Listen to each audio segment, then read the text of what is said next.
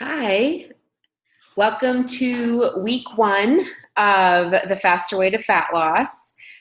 This is our Q&A live, and I'm excited to answer all your questions. But before we do, I just want to talk a little bit about a few things coming into this week that you're probably already going to have questions about, or just some tips that might help get you through this first week. But while we are all signing on here, I'd like for you to tell me your one main goal for this first week. I really believe that setting long-term goals are great, but they're only accomplished by also setting short-term goals to get to that long-term goal. So our long-term overarching goal for the program would be great to know, but also like, what is your one goal this week? Maybe you want to finish all the workouts, or you want to drink a ton of water, make sure you're drinking plenty of water this week. Whatever that is, tell me in the comments so that we can all see what everyone's goals are and we can encourage each other this week. Welcome to you who have done this, once before, twice before, 3 times before. I'm happy to have you back. I am one of those that also went through 3 times before. I was like, I really need to get on this train because I love it so much. It's just kind of changed the way I view nutrition and my energy levels, everything. So I'm really glad that you're back. Now, we just got through prep week. So how's everyone feeling after prep week? I know that was kind of like when you're first coming in, it's a lot of information and it can be a little overwhelming, but I promise you, if you just stick with it, after the first 10 days or so, it becomes like clockwork and it's not as overwhelming. But it is a lot of information because this is stuff that, we all need to know in order to feed our bodies properly.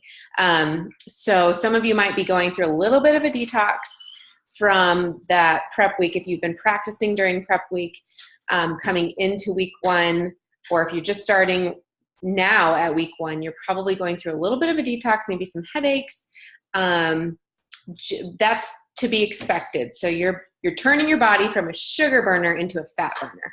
And what that means is you're getting rid of all those bad toxins in your body, and it's just your body is detoxing, putting whole foods in your body rather than junk, and that's to be expected. So just push that, drink tons of water, do what you would normally do if you have a headache, and treat it that way. So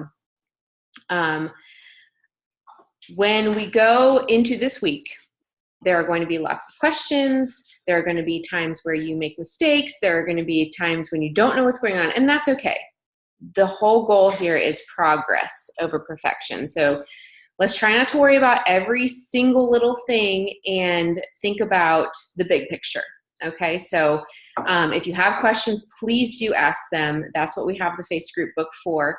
And I am here to answer those questions for you. But let's remember that this is a learning process, and any learning process, you're gonna have some learning curve there. So let's remember that. Number one thing, do not by any means get on the scale, because the scale is not going to tell you what you're truly seeing happen in your body. You could get through this whole first 6 weeks and, you might lose some pounds in water weight, you might lose whatever it is, but the scale is not going to tell you the truth, because your body is changing. You are you are losing fat and burning fat, but also gaining lean muscle. And that is muscle weighs more than fat, and we all know that. So that is something that you need to remember as you go forward. That's why we do our measurements ahead of time. That's why we wait and give ourselves a chance to just trust the process as you go. Okay, so give yourself grace. If you have a day that's not perfect, that is okay. It is going to be fine. So before I take your question and answers, I do want to talk a little bit about low carb days, because that's what we're coming into. Low carb days are probably the most worrisome for a lot of people, because you don't get to have your carbs, but that is something that we need to also not think about as much, because low carb days are great for you to change your body from a sugar burner to a fat burner, to get all those good, healthy, fit fats in your body that keep you full. And it's a great time to kind of reset your body. You'll wake up feeling leaner. I enjoy low carb days. I know a lot of people kind of worry about low carb days because they think, what am I going to eat? But there are so many good things you can eat. Lots of good proteins. Mix them up. I do hard boiled eggs, lean chicken, fish. I'll do taco night. That's a big hit on low carb days. I'll do like a taco salad. Make sure you have available to you snacks so that if you do feel yourself getting hungry, you don't feel discouraged. You have something you can grab and go. Nut butters are great. Coconut oil is another healthy, fit fat. Avocados, guacamole. I put guacamole on everything. That is my favorite food of all time. So just remember to make sure you're getting enough of those fit fats on your low carb day. That's going to keep you feeling full, and they are great for your body as well. Drink a ton of water. You want to drink at least half of your body weight in ounces of water, because the same signals that tell your body that you're hungry or thirsty are the same ones that tell you that you're hungry. So they're the same thing. When you first wake up in the morning, you might feel like your body's telling you you're hungry. Drink some water. Coffee is okay. As long as you keep your calories under 50 calories, you can drink teas, coffee. I like to put nut pods in my coffee because it's 10 calories a serving and tastes really good. I do like a little bit of that in my coffee as well.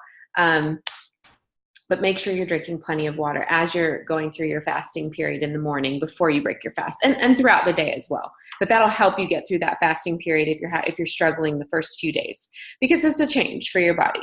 You'll get used to it. Your body will adapt, and you won't feel that way every morning when you wake up. So we are not going to be worried so much about calories as much as this isn't a calorie deficit program. So we're going to be focusing more on our macros and hitting our macros within hopefully 5 to 8 grams.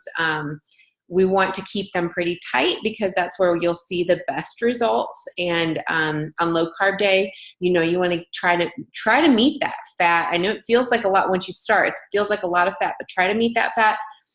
Try to keep those carbs under 50 net carbs.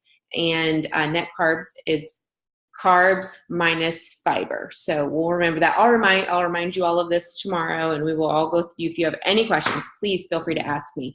Another thing that's helpful is sharing recipes. If you have any great low carb or great recipes that you think are great for a regular macro day, let's start posting those things on the Facebook page and sharing with each other so that we can hold each other accountable, give each other ideas, and set each other up for success. I think that is one of my most favorite things about this program is the accountability and being able to talk to each other about all of these things that we have questions about and learn together as we go. So I will be ready to take your questions now. Go for it.